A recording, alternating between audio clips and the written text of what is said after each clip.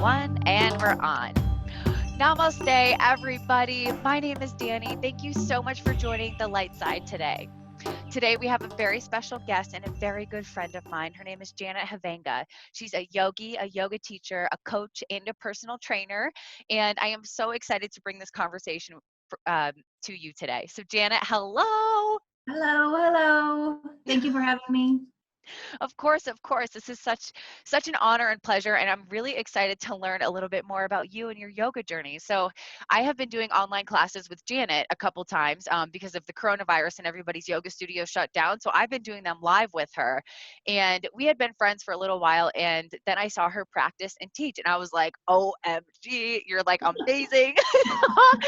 So, I'm actually really excited to learn about your yoga journey, kind of how you started and got into it, and then we're going to go into like epigenetics, some kind of sciencey stuff, and then close it out with nutrition. So let's first start with your yoga journey. Like, it started 6-7 years ago?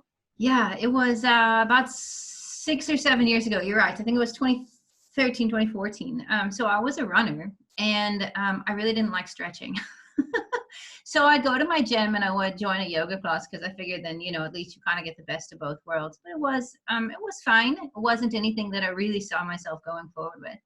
And then about a year down the road, I had an opportunity to move to the other side of the world for a short period of time. So I found myself in Cape Town, South Africa, actually. And a lot of my friends were like, well, what are you going to do over there? And I'm like, I don't know. I'll teach yoga on the beach. I saw in a magazine, it looked really cool. And I thought, let's do that, right? So yeah, I ended up taking a yoga class at a gym there. And it was so mind-blowing to one of my beautiful teachers back in Cape Town. And I drank the Kool-Aid, if you will. So I really started practicing a lot. And I don't know if it was the energy of being somewhere else, just like coming to something with a fresh perspective. But I fell in love with the practice. And so I really wanted to follow what I said. I'll teach yoga in Cape Town. So I started researching different schools. And a lot of them wanted 3-4 years of practice experience. And I had 3 or 4 weeks, maybe by then it had been a month or two, but by no means. And I'm like, I'm just not going to wait that long. So I found a school that didn't specify. And I practiced there once or twice. So they, and I was always I did gymnast as a kid, and I ran, and I always had body awareness to some degree. So it wasn't totally right field for me, but pretty maybe right center field. It was still out there. I actually remember saying to a friend at one point, before all of this, I was yeah, the yoga class was okay, but I can't see myself hugging a tree. If they talk about hugging a tree one more time in this class, I just can't go anymore. And so I literally drank the Kool-Aid. My whole perspective started shifting. So anyways, I had started my teacher training, having very little knowledge of yoga other than I wanted a yoga body. I liked how it felt. I felt good. And everyone around me had this beautiful yoga body. So I was like, okay, if I do this, then I get that. That was my intention. That's not the way it works. So I literally got slapped upside the face by this yoga philosophy. And we started doing Ashtanga. And I was so frustrated that I had chosen the school, because Ashtanga is a very formal, very structured, almost militant in its path. And here I just wanted a yoga body. I'm like, this is crazy. I don't want to know about these spirits. And I was so blindsided by this whole powerful thing. Yet I was in a new space and everything was new. So there was an opening there for it to all just fully seep in. So that's kind of my story. I'm a classic Ashtanga trained. By the end of the training, I fell in love with the practice. It became my stability. It became my backbone for all of these big shifts that were about to happen. And I had no idea that was going to happen. So it became my safe space, right? We kind of fall back onto return and onto pattern. And that became mine. So I did fall in love with the practice 200 hours later. I didn't really have a choice at that point. So Yeah, and funny story, I actually failed my teacher training. I didn't know Like you could do that. I shout out to my teachers if you ever actually listen to this and hear through this, but I failed my teacher training. I got like a 70% or something like that. So, like, I don't know, my philosophy, if you enjoy something, don't let anything stand in your way. Like, they didn't actually fail me. You kind of have to pass. I think that's just the nature of it. But I didn't do well. Let's just say that. So that was kind of like my very first, my first dive into like what yoga is and how deep this like whole philosophy and whole practice. And it's really that iceberg that we see, here in that first part, where it's, warrior one and the asana and the physical side of it. But that was kind of my first experience to this massive iceberg that floats around, that is the practice yoga, right? And how much deeper it can really go. Yes, I love that analogy because that is definitely what yoga is. And Oh, for sometimes sure. people come to yoga for all different reasons, like to stretch, to get a yoga body because they're in pain. They don't know where else to go and they just fall into like a yoga studio. And then once they go and they go for like a month and you start to break, like peel the layers off and off and off. And like you're humbled on your mat by some lady next to you who's like way better. And there's like this whole experience that happens with it, but that's just the tip. And then once you realize that there's this whole thing under the surface, that's such a good way to describe it. Thank you for that. Yeah, absolutely. It was just a meme I saw a while ago, so I can't fully take credit for that, but yes, absolutely. So through your yoga teacher training and through all of this kind of new perspective switching that happened, um, what was, I guess I have two questions. So like what was the big perspective that switched for you? Maybe it was the iceberg moment, or like what was the biggest lesson that yoga, like going through teacher training, taught you? So I had a very unique experience from this, without going like super crazy deep into it, but I walked out of my current situation with 2 bags full of clothes across the world in Cape Town, South Africa, knowing about 3 people. And the situation that I was in, it just wasn't for me. It didn't feel right. I can't explain it entirely. I just knew I'm not here anymore. And I had to follow this massive intuition. And I think yoga was that ice pick that made that first crack. And so that I could see that feeling, and that my heart was saying, leave, like, be here now, like, don't let anything distract you, be here now. And so I did. I had to make a very hard, scary, massive faith leap that I left everything I knew, the other side of the world, the other time zone. There was no one even I could call for help. Bank accounts were different. Like, it wasn't like I could call my mom and say, okay, this is what I've done, please support me for now. I literally stood on the corner with 2 bags, and in about 20 minutes I had 3 couches that I could stay on, just by like diving into this like group of surfers that I had found myself in. And I don't want to get too sideways of the story, but anyways, I had to build from zero. I had nothing. So I didn't have a car and nothing on the other side of the world. So as it rolls and as it comes together, I had this amazing support group in this journey that I could kind of lean on. But further than that, because I was not the girl that was friends with everybody, I was the girl that was competitive with everybody in the past.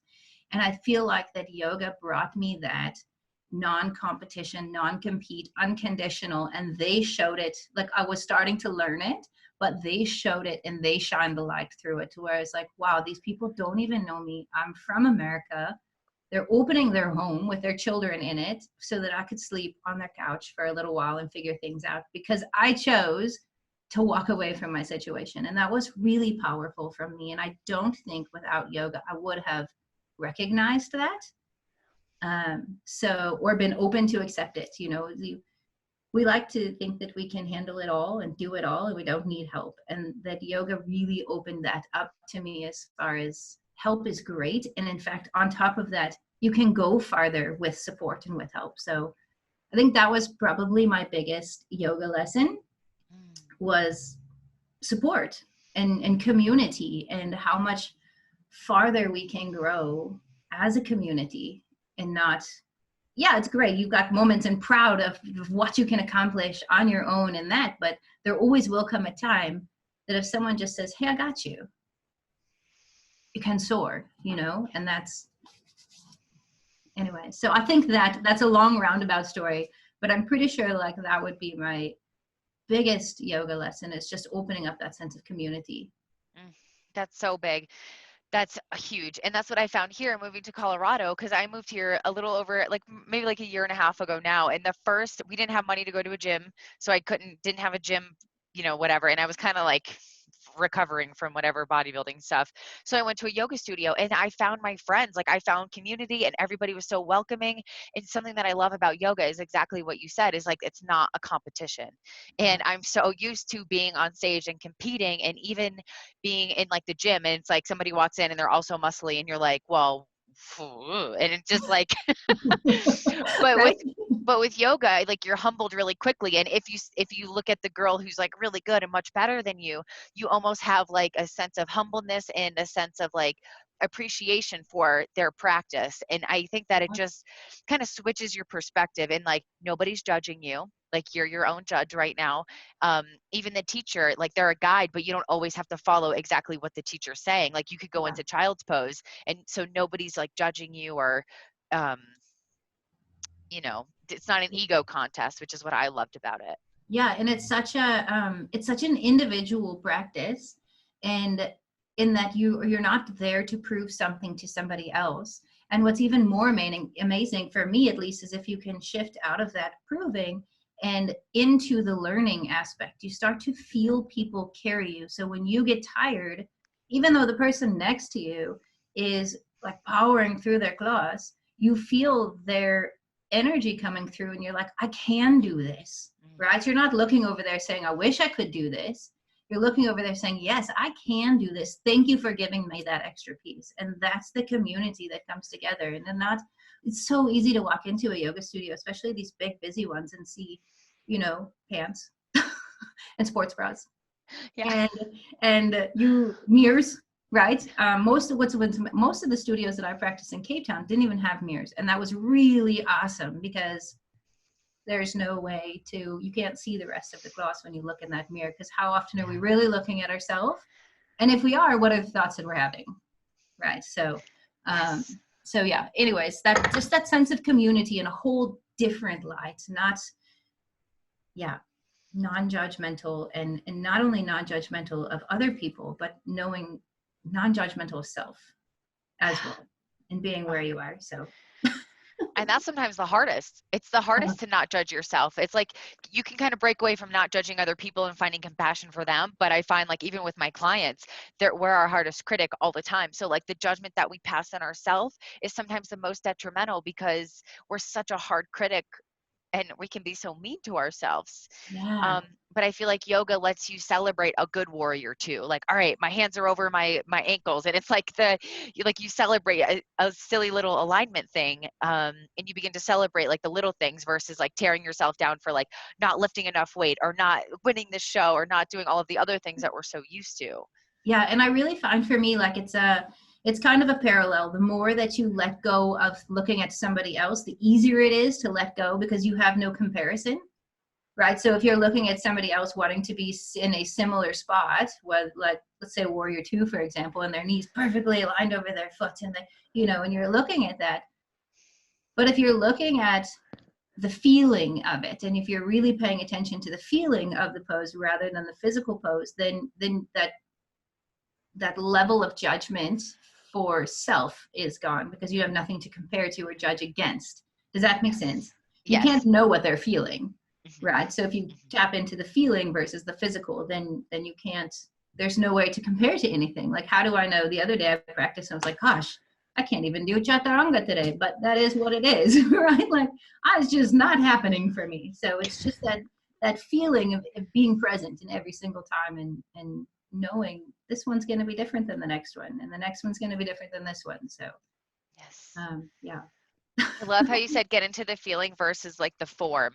And I find one of my teachers said, I don't exactly remember, but she was like, freedom is being free from the form. like being free from the physical and needing to do the posture right, and it's like going inside yourself and feeling, because when you're really in a good pose and you can feel your feet like rooted in the earth and you can feel the space being created in your spine and you're connected to your breath, you don't even care what you look like because you're so internally focused.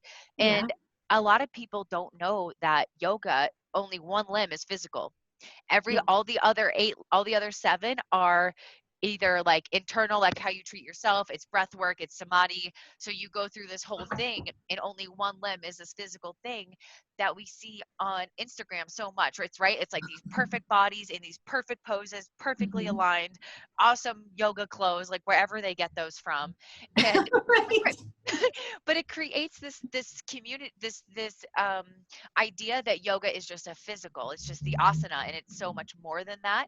And I Mhm. remember reading a book, reading a line in my book, and it said, a flexible body without a flexible mind is not yoga.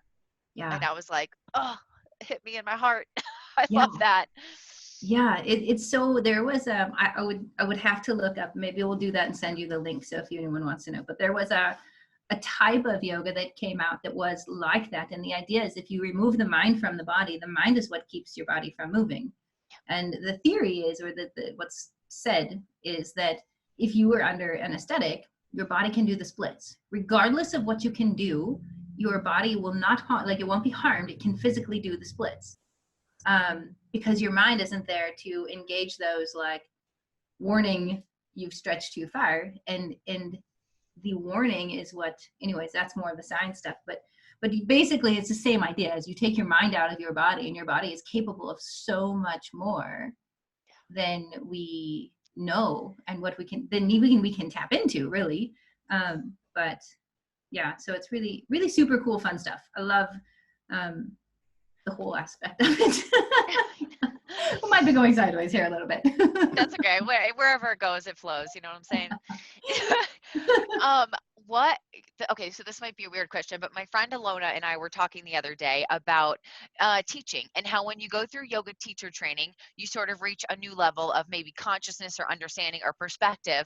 But then once you start teaching and now you get 200 teaching hours, it's a Mhm. whole new, you get a whole new lesson. And because every teacher is a student, so as Yeah. we're teaching our students, we're also learning all new perspectives. Like I know I have, and I've done taught probably under 10 classes, but I still feel like I am just learning every single day. Like this, the learning doesn't stop. So my question is, like, did you have any big revelations after you became a teacher that were different than what you learned when you went through teacher training?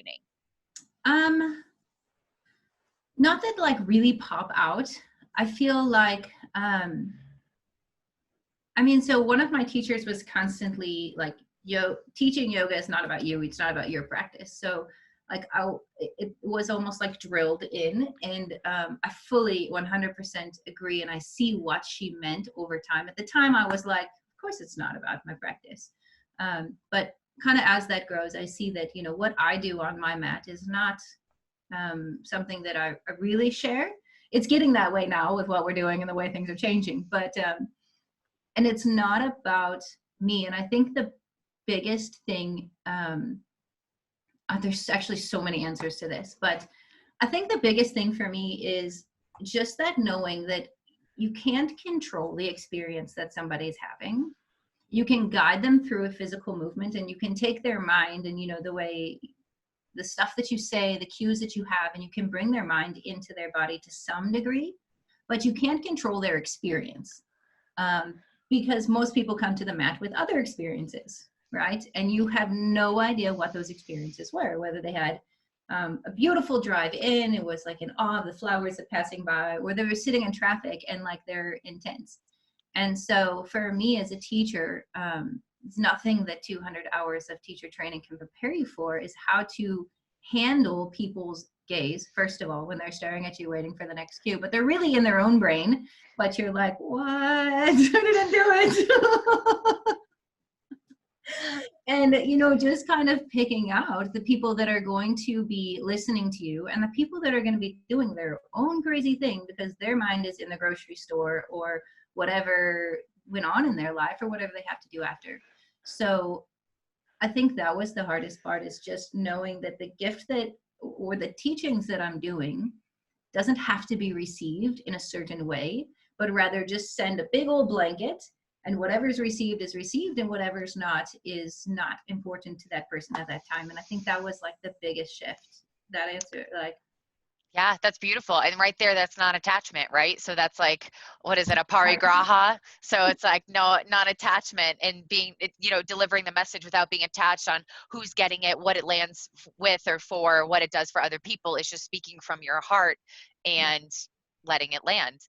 And Um, it's still every day I teach, every class I teach, it is still something that it's a constant reminder. It's a constant adjustment, right, to come back to for me, because like I want people to receive what I'm sending, but that's not mine to be sure that that happens. yeah, yeah. That's such a beautiful way to look at it. Oh, Something that I learned that one of my teachers told me, like I was about to go into my first class, and I was she's like, "How are you?" And I'm like, "I'm trying to just breathe, but I'm pretty nervous." And she was just like, and it might sound mean at first, but she was like, "Get over yourself." And I was Mhm. like, what? And she kind of, and I think what that means is like, it's not about your hair, it's not about your makeup, it's not about X, Y, and Z, it's about your students' yoga practice. It's Mhm. about them and the message that you deliver. And I use that with my podcast now, with my social media posts, with showing up online. It's like, get over yourself. And it's not about that, it's about the message. So Mhm. that helps me to, like, and that's again yoga, right? So it's yoga, Yeah, it can be so easily translated. What we do on our mat can be done off of our mat. yeah, that's a big iceberg. Yeah. Just keeps getting bigger. Right, it does. Yeah, you know what, yoga is kind of funny like that. Like the more that you seek, the deeper it gets. And you can go so deep into Hmm. Indian Ashtanga culture and all the thousands of years that yoga's been going on, and all of the different swamis and people that have taught it. It just, like for me, yoga teacher training, it just flung open all these doors. And I was like, Oh what is my this gosh. whole world? Yeah. Right? And that's, everyone thinks like, oh, you do yoga, you're so peaceful. No, man. No, it's the other side of that. The more yoga I do, the more stuff comes up. It just needs, like, it's giving me the foundation to deal with it. Like the more the yoga I do, the crazier I get, actually, because more stuff is coming up. And I'm like, time out. Let me just be naive again and go sit in my corner and not worry about this. So it's quite the opposite, actually. Um, yeah. So yeah, that's my story. I found myself, I ended up day teaching yoga on the beach for a very long time, for about 4 years. It was the most amazing, difficult thing ever, right? So the people are busy, the dogs are like walking through down dog, and I think someone got like weed on their mat once. Like it was just one of those things that, like, you think that everything is perfect and pristine, and life is beautiful, and actually it's chaos, and it's a matter of like finding it and tuning in. So but it was a lot of fun, so much fun in the sand. So That sounds amazing. it was I've quite never done yoga on the beach. like there. Every single day I sat in the sand, and I was like, how lucky am I at like almost 40 and I get to roll around in the sand for a living. Like, come home, my husband's like, please get in the shower. Like, it's just sand everywhere, like head to toe. I feel like I'm four every day. So yeah, it was What a good awesome. way to channel your inner child. Like, what a Oh good my thing god. to do. Play. You want to talk about how important play is, Yes, I and do. just getting that out. And yeah, like that's the thing about yoga too, like we move our bodies, but we move it in a sense of curiosity, right? And Ishtanga gives you that space, that 5 breaths in the pose, to explore into it. And what do we do as kids, and how do we learn? Is we do that by exploring. And exploring your inner space is so powerful. And do that from like that child, like, what does it feel like if I rotate my hand this way? Like, what does it feel like if I flip my elbow this way? And just like, getting that sensation and curiosity. It's something that we do all the time, right? We twist the knob, but how does that actually feel? Like, what is the movement that's actually happening? And just that sense of play. Yoga gets serious quickly because we're focused and we're concentrating, and our faces are serious, and we get into the zone, and that's great. But sometimes lightness and playful is really important too, in that sense of curiosity and just laughing at ourselves, non-attachment to how serious this can be, and just find that lightness and that light side in the practice. I love that so much because you're so right. Like yoga can be very serious and we're focused and we're in the zone and in the moment. But I think it's a really good practice for us to be in crow and fall on our forehead and laugh Yeah, about that because it's, again, at the end of the day, like it's serious, but it's not that serious. And it's I feel just like yoga. it's just yoga. And if we can learn to fall on our face in crow in a class and laugh on ourselves when we're outside of class and we do something where we fall on our face, Yeah, we learn how to laugh at ourselves. And I think that's a really beautiful practice for everybody to tap into. 100%, 100%. I teach people how to fall on purpose because A, you have to deal with the falling, and B, if you fall, you know where your edge is and you know where you can go in that boundary. So, yeah, just like having that fall, just fall. Just, I invite you to stand up right now and just fall down. I love that. Oh my gosh. It's important to know how to fall. Yeah, 100%. Yeah. Yeah. So, what is so I have a question about people wanting to deepen their own yoga practice. Like so this is actually I want the answer to this also. Me too. Me too. Like how do you begin to deepen your yoga practice even at home, or like how can you begin to get better at like handstands and these things that they don't always teach us in a yoga class? Like I want to, like for me for example, I would love to get better at handstands and like different arm balances and like kind of the harder upper level, just because I like to be physical and in my body and challenge that way. um Yeah. so what's a good way for somebody to start getting better at yoga? So it's a two-part question. First of all, to deepen your practice and to learn different postures, I feel would be kind of two different avenues. To For me, when you say how do you deepen your practice, for me what that means is go deeper within my practice. So connect more to my breath, become more curious about the poses. And so something simple as even child's pose, right? Something super basic as a child's pose, you can really drop in and find that meditative quality to your practice. And for me, that's what a deepening practice would mean. And my answer to that would be fine, go to the busiest for any, like the busiest place you can think of in today's world, right? What's happening right now, maybe that's like your kid's playroom, or maybe later on in life it's like the middle of Walmart, right? And drop into child's pose and see if you can disconnect from whatever might be going on around you. That to me would be a really strong way to deepen your practice and just disconnect from exterior influences.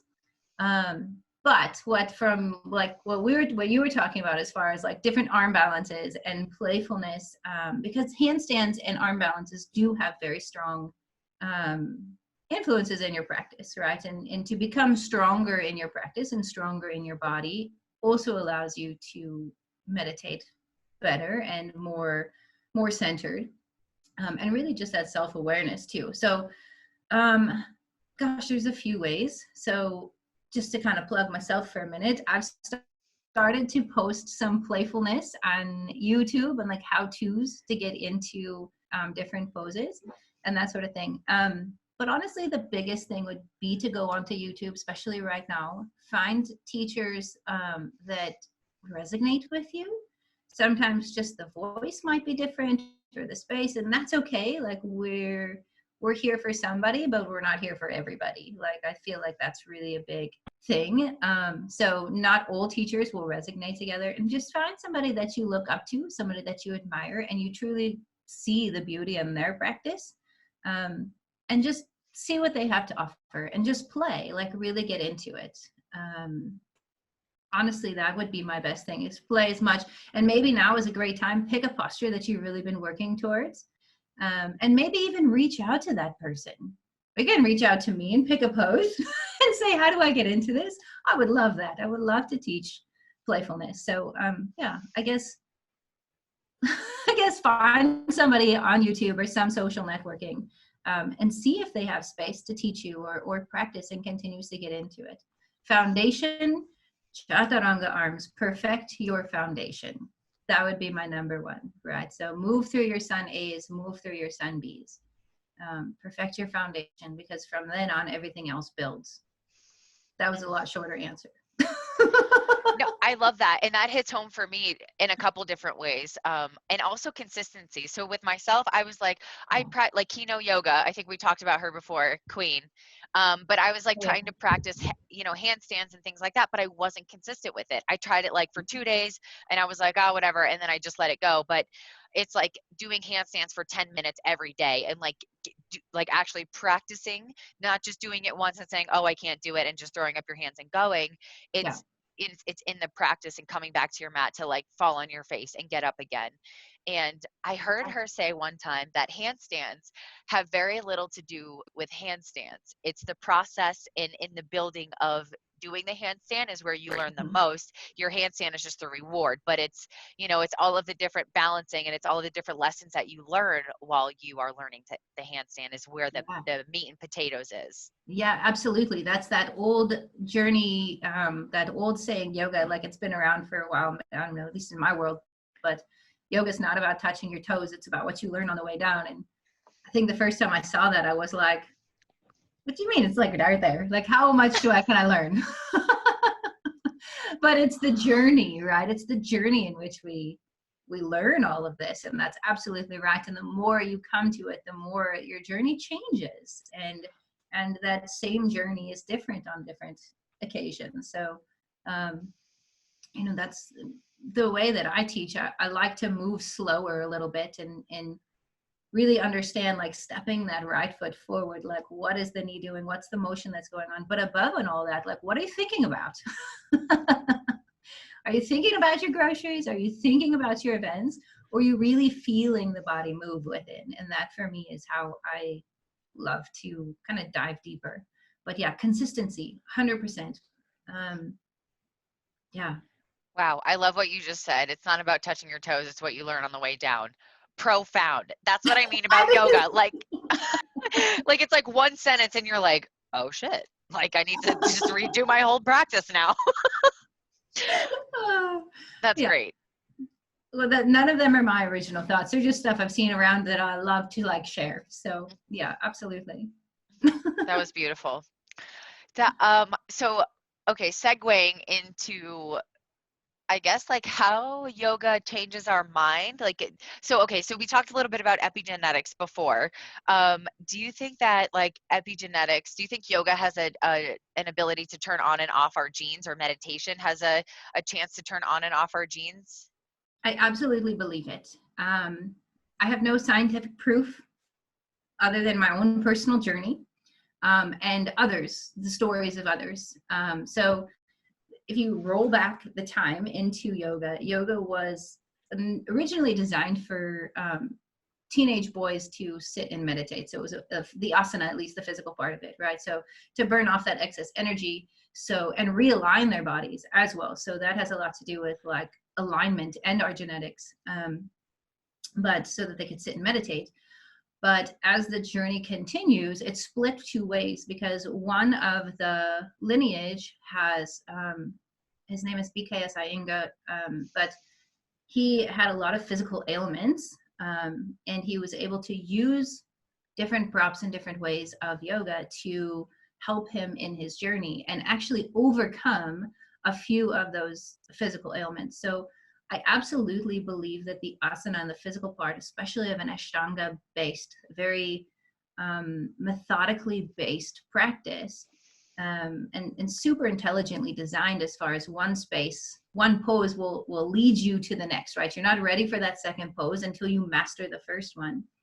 But to fast forward that a little bit, I believe that the way that these were done actually increases stronger genes within and turns off less dominant genes, or less healthy genes. As a human society, I believe that the stronger will survive and thrive, right? So we always look for that partner in which we match best, and that whole animalistic style of all of this is way too deep for me, but on the very basic level.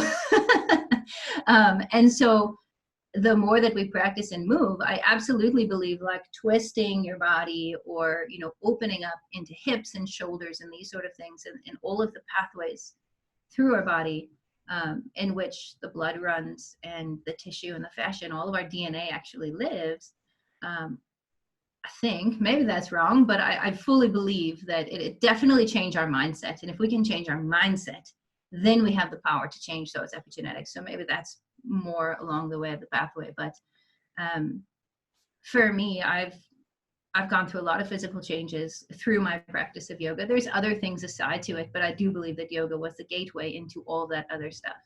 And without that, then yeah, I think it becomes a little bit harder. It's definitely changes your mindset. I agree, 100%. Because when you get like humbled on your mat, or you learn a lesson on your mat, like it's hard not to like experience that in life. Like I think the coolest thing for me too is realizing that like yoga is a metaphor for life. So what we learn on our mat, we can always take off of our mat. And even how like, this might be like just going off topic, but I feel like I want to talk about it. So like whenever we go through our twists and turns and our balances and our postures and all of that throughout our yoga practice, and it all leads us to our peak posture, really shavasana, so corpse pose, so we're laying there. But it's kind of like how and like this is like over in the East, how they celebrate death, right? And they're like their whole life is preparing for this moment of death. And where I think over here in the West, we're like a little bit more afraid of death. Like we look at it like it's a scary thing. But if we look at yoga and how we go through all of these things, these balances, these turns, these hops, and these strengthening postures, like going through our life, and then we end in shavasana. And I know everybody can't wait to get to shavasana, because it's like, and that's when all of the benefits of the yoga sinks in, and where it just happens. So I'm actually not really sure where I was going with that, but but it was just something that I think is super cool to talk about. But if okay, so maybe it's going through our mindset with life. Like if we get into that kind of mindset as during our yoga practice, maybe outside we can see this as a preparation. All the things that we go through is a preparation, maybe for the next moment or for the next pose. And just kind of how you said with Ashtanga, how it prepares you for the next posture, and you can't move on until you've mastered the last one. And I just think that would be, that intrigues me, because it sounds frustrating. Because I'm like, I want to go right to handstands, I need to be doing arm balances, but it's like, no, you need to do chaturanga. I'm like, ugh. So that's actually a really cool thought. Yeah, and you know, to your point as well, and to that same is that flow and that life of the practice, right? We start in child's pose, sometimes that birth and that creation, and then you move through the energy and the peak poses, and you hit that stuff, and then you slowly start to bring it down into the death of your practice. And it's a really great way to see non-attachment. You're not attached to what you did on the mat at that point, right? It's the whole entire process. And we have these ebbs and flows. I learned it as a dance of Prakriti, right? This creation, destruction, and then peace in every aspect of being in life. Like if you look at flowers and trees and humans, every aspect has a creation, a like samadhi, or your like oneness in that perfect being, right? Our peak pose. And then we end in death cycle, and that's just the way life goes. It's a constant ebb and flow.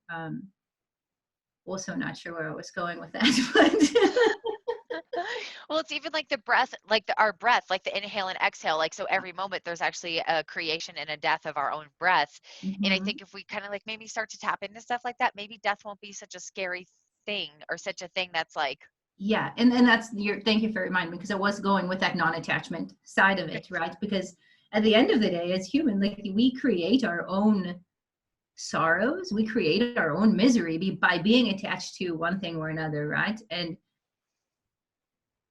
yeah, I mean, if we can let go, or at least acknowledge the idea of letting go can be really big and scary, and you know, you don't want to let go of your friends and your loved ones and that, but acknowledge the idea that there is that separation, then the pain is a little bit less, in that whole balance, and that attachment to the other side, and the death, and that the forced letting go. I love yoga. Like, see, this Oh my is God. why, because we can get deep. deep, super deep, and then we can go do handstands and have a good time, and it's all doing the exact same thing anyways, right? Isn't that beautiful? But you had mentioned about mindset, Yes. and you kind of took me down, and I had a thought that came up. So before we go too far off of this, I think a lot of that the way that yoga works is resetting your body, and it's restacking back to its natural, homeostate, palms rolled open, that very Like what's the word I'm looking for? anatomical. Yes, thank you, anatomical like state of being. But we're always rolled with our shoulders forward and that sort of thing, and we're in this defeated type pose. And in our daily life, our shoulders rolling forward, we're in this defeated space. And as soon as we can open up the shoulders and move through our yoga practice and realign our spine, realign our shoulders, realign our hips, we create openness and pathways so that the brain gets proper oxygen, right? We have that sense of winning and being, and we actually start to change our thought patterns and our brains based on our posture. And yoga is so much about posture. And so I think that's really the bigger picture of how yoga changes your genes and your genetics, is by changing your thought patterns and by changing your brain waves, and the way it communicates to the rest of your body, simply by creating more space within your body and realigning posture. So yeah, not to tail back, but I think that alignment has a lot to do with physical alignment, as well as emotional alignment and mental alignment and all of that. So I think it trickles. Like, I think that when you become aligned, like mentally, you're better able to handle your emotions, or like, and when you're practicing yoga and meditation, it kind of gives you that pause in between, right away reacting to somebody, or like taking a minute and thinking about how do I actually want to respond to this situation versus just being governed by emotions and like quick responses. yeah, absolutely. Either you control your thoughts or your thoughts control you. Yep. Yep. Amen, sister. Yeah. And actually, so also talking about alignment, and I think we talked about this a little bit before, but how like you like to start your clients and stuff off with like a yoga, because once they get like their choices are more aligned with what they want, and it's more like healthy, and it's on the path that they want to create. And if you can create this sense of calm and alignment mentally, emotionally within the body, then when we go to choose food choices or exercise things, we make a little bit better choices. And have you experienced that with your clients? Oh my gosh, to the absolute fullest. And especially me personally, but to the absolute fullest, in that when you start to feel good, you want to fuel good.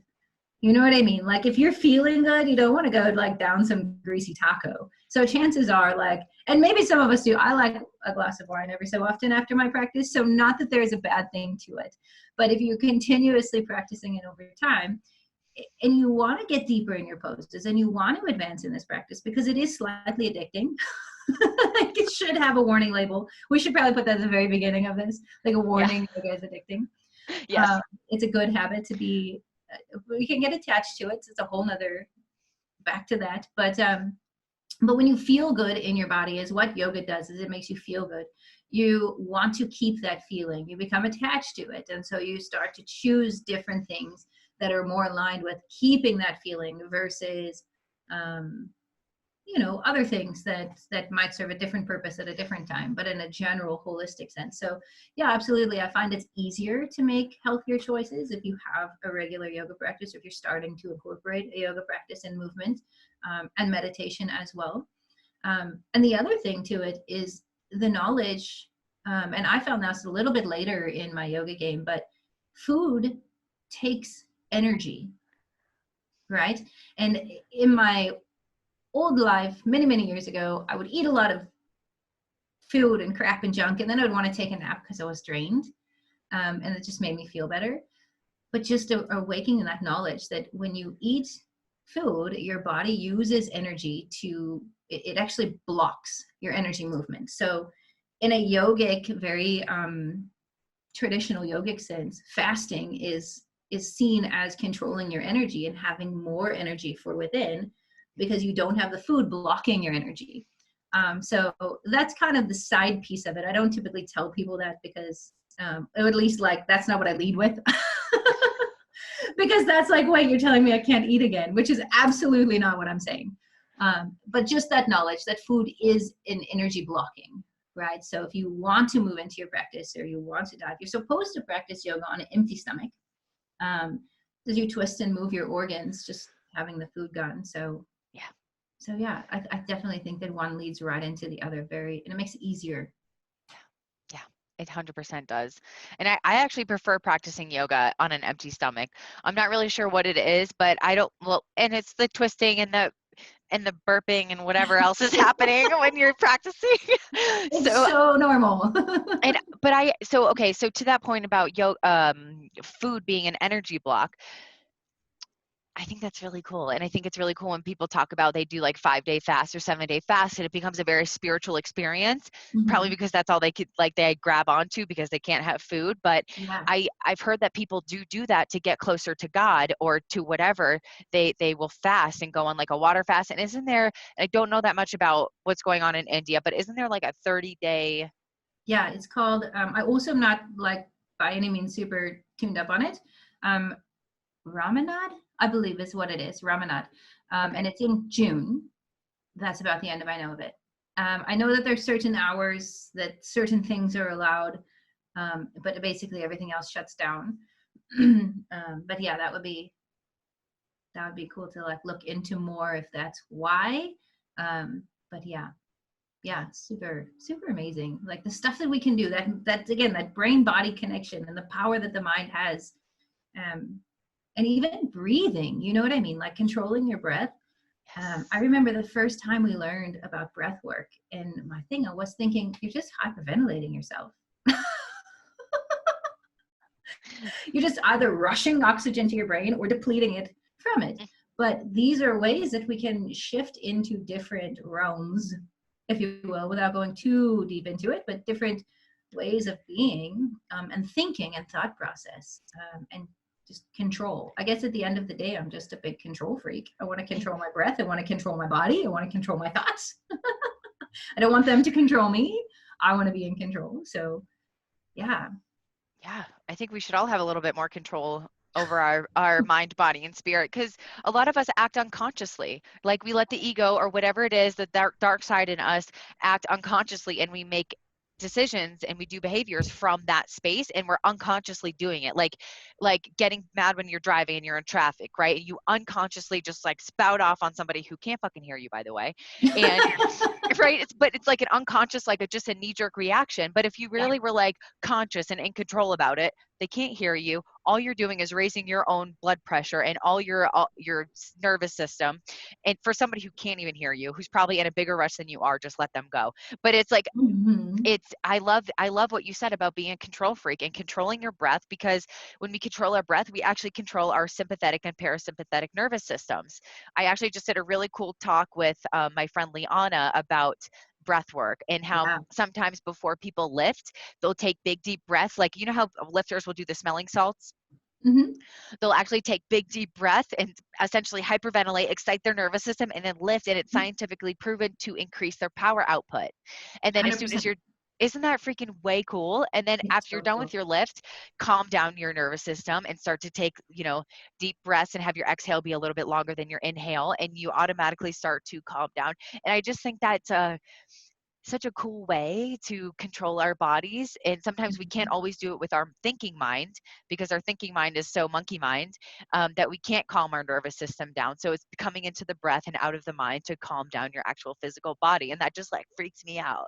It's so amazing. That was one of my favorite things. You can literally control anything that goes on. And I think, just as like a little side note, I'm going to somehow create a pre-workout that has to do with your breath, because I think you can like forget the chemicals. We can't do anything. We can get our heart rate there. We can get that blood pumping. But yeah, I mean, if you, calming the nervous system is so incredibly important, right? Not just as far as a control, but the more that we get into doing it, the more that we default into that slower pace of being. And we have two spots: fight or flight, rest and digest, right? And we're designed to balance. not live in one. And this is like kind of starting to tail into that nutrition. The more that we're in that fight and flight, the more that we're in that sympathetic nervous system, the more our body starts shutting down. If you go all the way back to, you know, cavemen, it's like, can you just get away from this like thing that's trying to eat you? You know, that danger level is high, and our body starts creating inflammation to protect the vital organs, right? And that inflammation over time, long periods of time, is what causes all of our disease. It's uncomfortable, right? And so just switching out and being able to control your breath so that you can balance the two and live in your parasympathetic nervous system, that rest and digest, you know, picking berries, no danger evolved, like everything is fine. And yoga is a really powerful tool to teach you that, because when you're hanging out in chair pose, your body's going, what? Stand up. And that's the practice. It's like, get out of here. This is bad. And your body's screaming at you and your legs are on fire. I've never had anyone fall out of chair pose.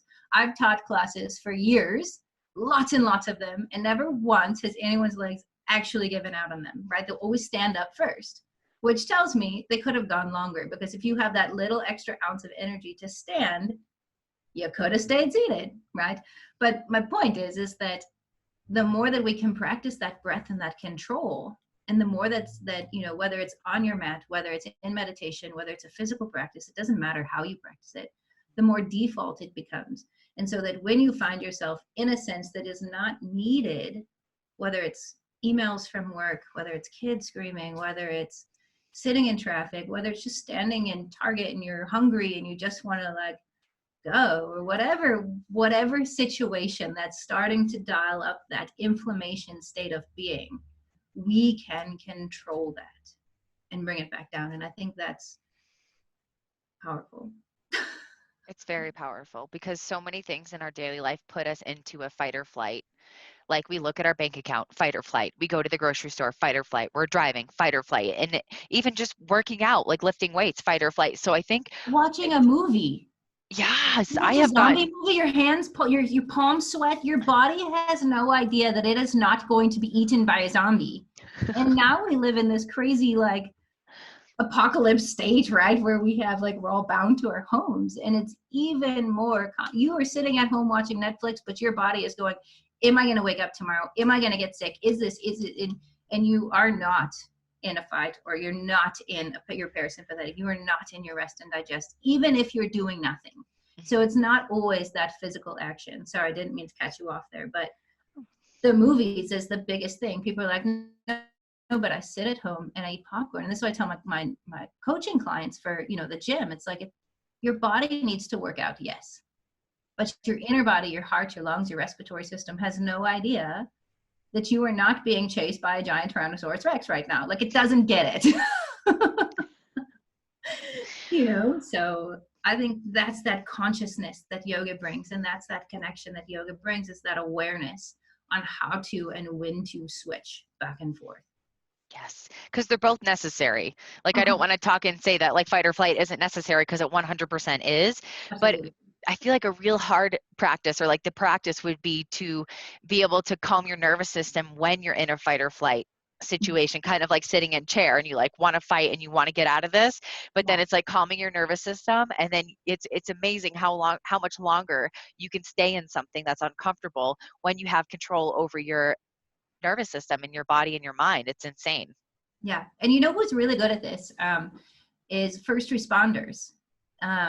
They're very good at switching in and out. And I don't know, it's a random piece of knowledge I have, but if you ever have to be rescued at sea, Coast Guard trains that they will come to you, they will swim to you, and they will say, hi, my name is Janet, what's your name? And that puts your brain automatically in to everything is okay. Otherwise, you're going to scratch and pull and drown them, right? So their survival is rest and digest. It's for us to be out of that fight or flight. So yes, 100% fight or flight is super important, and it's absolutely necessary. That's how we digest our food, or that's how we, you know, move through our body. That's how we send stuff through. But to have that balance, that dance of Prakriti, that birth to fullness to death, and that circle of life, if you will. So Ah, awesome, Janet. Ah, this was such a good conversation. I love it. It's all things yoga, like Yay, everything. 100%. So, I just have one more question for you before Yeah. we end here. So, what are your goals for your yoga practice? Like, do you want to go to India? Do you want to go to Bali? Do you want to like take another 200-hour teacher training? Like, where do you see your practice, or where would you like it to evolve to? Oh man. I love connecting people. And for me, like it's super, I would love to go to India. I have friends in Bali and I've thought about calling them on the phone and being like, make me a bed. um, I, for a moment, I just kind of popped back into my head. For a moment, I went to a couple of really big name yoga teacher workshops, and they had assistants that were there helping them out, and I thought that was really cool. So I guess like a little bit of travel would be amazing. I would love to do my 300 hour, um, and I would love to do it in India at the source. I think that would be super amazing. So I think that's out in the universe. I also would love to build. I've kind of started an online studio just in light of everything that's going on. I've always wanted to own a studio, um, and I'm not very good at details as far as design and picking and themes and this and that. So this has actually been a really good platform for me, um, and it's connected people across the world. So just this morning we had people Seattle, Phoenix, Colorado, Cape Town, South Africa, like the whole world is kind of coming together to move in. And that's what yoga means to me, because that was my biggest lesson. It's just connecting, and coming together and moving together. So yeah, big goals, one step at a time. Universe is massive, and I've learned my lesson. Wish very precise on your wishes to the universe, very precise, because interpretation is big. I mean, it's yeah. So we'll see. Okay, that's amazing. Just keep And moving. just keep moving, right? Keep And moving. Go with the flow. I love the name of your yoga online studio. It's called Yoga Here, everybody. Check it out on Facebook, and it's wonderful. And all of the live classes, in case you miss them, they're being recorded, so you'll still be able to catch them. And Yoga Here, before we go, can you just explain why Yoga Here? Yes. So I created yoga here a long time ago. When I was teaching in Cape Town, I was actually there illegally, so I couldn't actually get a real job.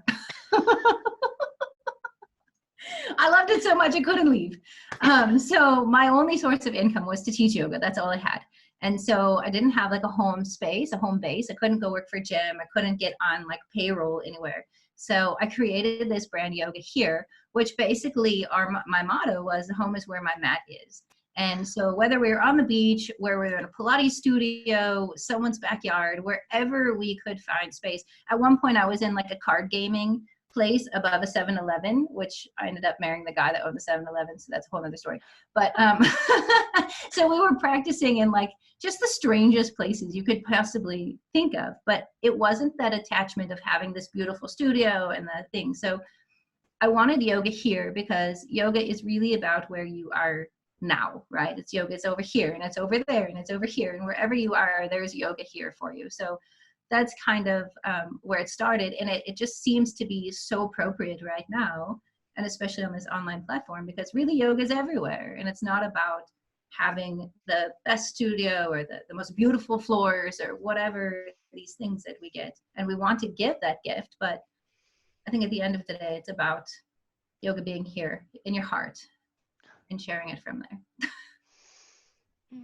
And now I have goosebumps. Thank you. Oh. Janet, that was beautiful. Okay, so where can the people find you? If they want more yoga, if they want coaching, if they want to see you on social media, where can they find you? Yeah, so I am, Facebook is probably the easiest and best, Yoga Here. Because Yoga Here went dormant for a while and I'm kind of revamping it. I have a website. It's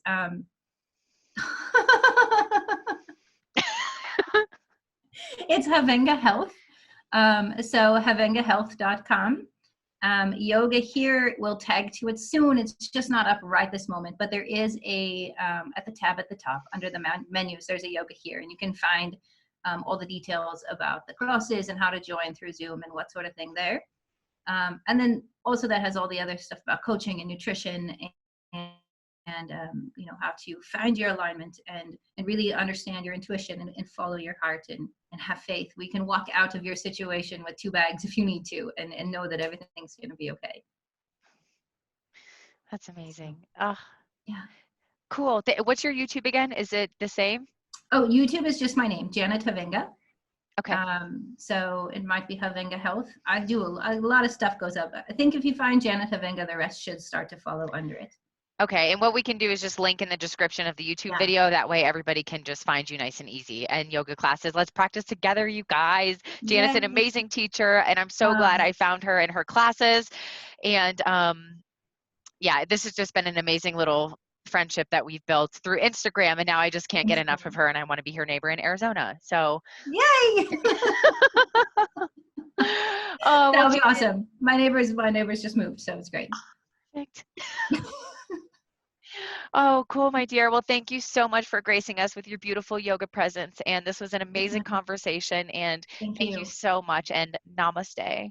Namaste. Thank you for having me. It's been such an honor and yeah, a pleasure to be part of this. So thank you, Dani, from the bottom of my heart. And thank you to everyone else. Thank you, everybody. All right, we'll see you on the next one. Peace.